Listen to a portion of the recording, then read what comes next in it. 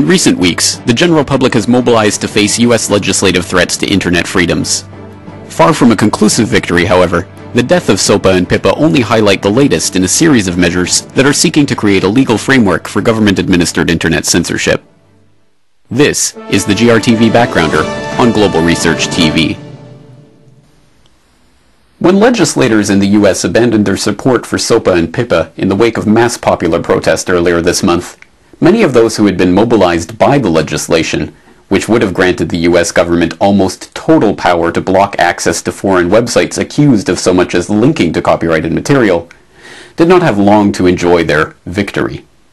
The very next day, the New Zealand police swooped into the million-dollar estate of MegaUpload.com founder Kim.com, arresting him and 3 others at the US government's request for alleged racketeering, copyright infringement, and money laundering. The Department of Justice is now seeking the MegaUpload CEO's extradition to the US. Some amongst those who had been campaigning against Sopa and Pippa did not know that the US government already had the authority to shut down entire websites, and in fact has exercised that authority on numerous occasions. What many are now learning is that, far from some potential future threat, internet censorship already exists in a variety of legislation that is already on the books in the United States and in nations around the world. Although most commonly associated with China, which has implemented strict internet filters that prevent its citizens from finding politically sensitive material, various internet censorship programs have already been implemented by countries around the globe. In 2010, Japan passed amendments to its copyright law making it illegal to download copyrighted material. The move has yet to curtail file sharing in the country, so the Japanese government recently announced that they are going to begin putting fake copies of popular TV dramas on file sharing websites that, when opened, remind users that it is illegal to download such material. In July of 2010, US Immigration and Customs Enforcement seized the domains of 8 websites that it accused of hosting illegal copies of copyrighted materials as part of an investigation dubbed Operation In Our Sites. The seizures came before any trial took place, and 6 of the websites did not actually host any of the copyrighted material in question, only linked to it. That November, ICE acted once again, this time seizing 82 domains. In December of 2011, over 1 year later, the agency returned one of the domains, dajaz1.com, to its owner after admitting that it had not in fact breached any laws. In May of last year, the US Justice Department began seeking the extradition of one of the website's operators, Richard O'Dwyer, from the UK. O'Dwyer is a British citizen who established TVShack.net in December of 2007. The DOJ is hoping to bring O'Dwyer to the US under the Extradition Act of 2003 to face charges of copyright infringement in the Southern District of New York. Late last year, a number of nations signed a new global copyright agreement known as the Anti-Counterfeiting Trade Agreement, or ACTA.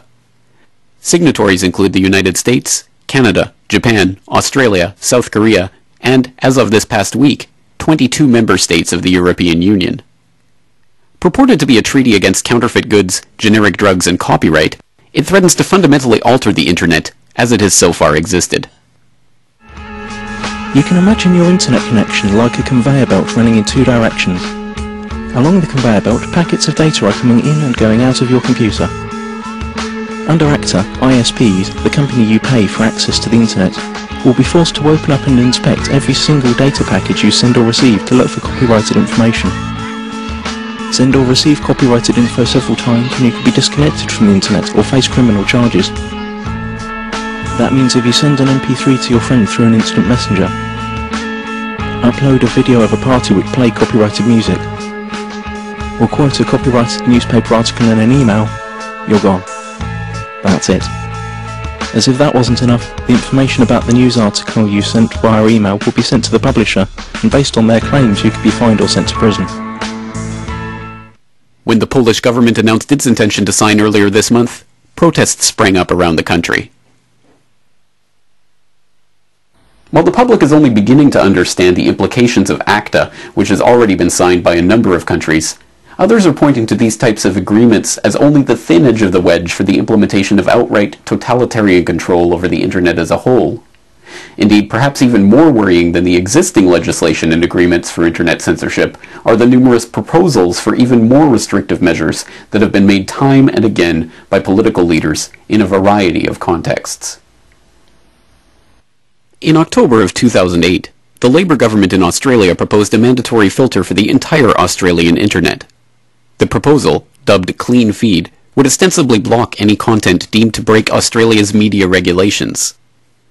When a list of the websites supposed to be banned under the scheme was released in early 2009, it included the websites of numerous innocuous Australian businesses, as well as overtly political websites that had no illegal or offending material.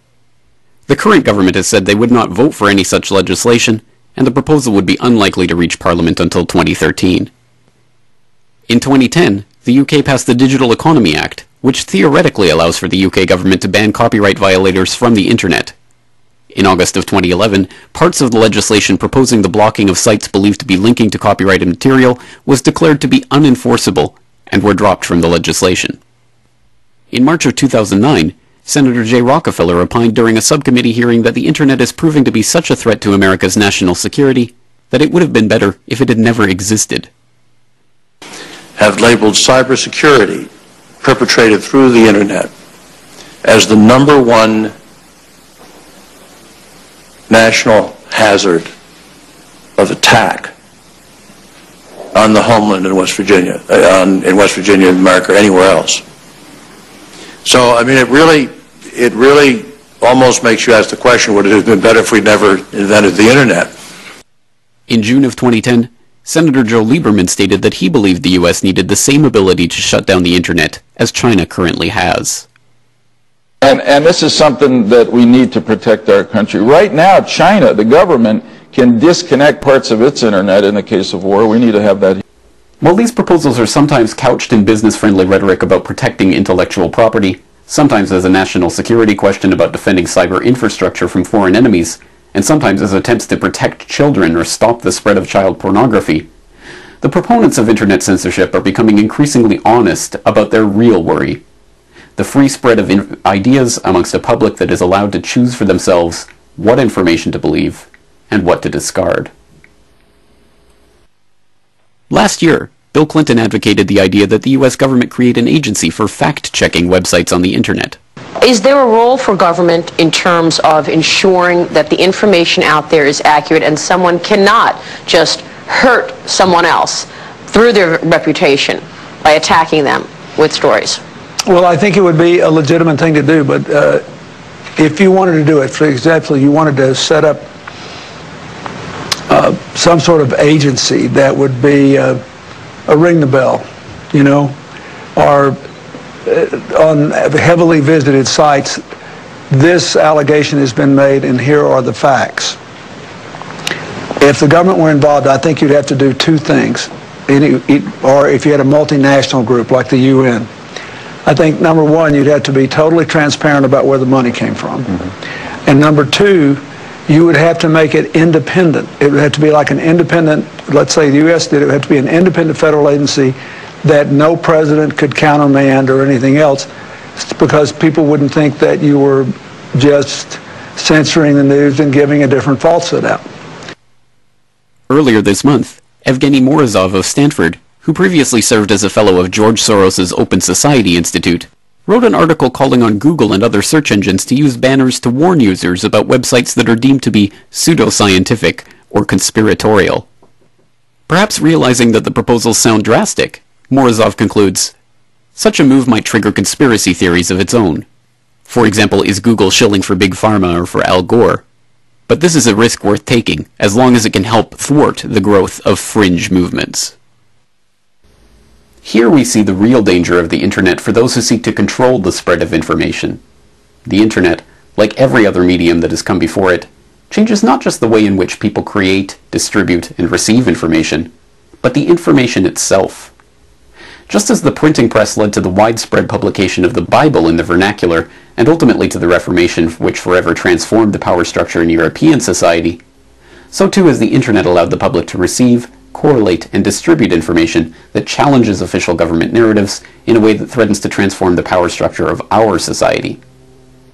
And as the traditional media has begun to bleed away the remains of its increasingly dissatisfied customer base, self-immolated on the fantastic failure to challenge the status quo on issues like Saddam's WMD, or the growing apparatus of the police state, or the never-ending bailouts of the too big to fails, a new independent media has risen to take its place empowered by technologies that allow for the instantaneous and nearly costless transmission of ideas to the farthest corners of the globe. When situated in this context, the recent struggle over the SOPA and PIPA bills are seen for what they are: one battle in a much larger war for internet freedom and ultimately the cognitive liberty of the American public. But it is possible to win the battle and yet lose the war, as the millions of mega upload users who just had all of their files seized by the FBI found out the hard way. The only hope is that the movement that has arisen to face this, the greatest threat to the rise of the new era of mental independence, does not wane in the wake of the SOPA and PIPA victory, but instead rises to meet the even greater internet clampdown that awaits. After all the authorities are waiting for is for the public to fall back asleep. For more on this story and other breaking news and current events, please go to globalresearch.ca. For more research and analysis by James Corbett, please go to corbettreport.com.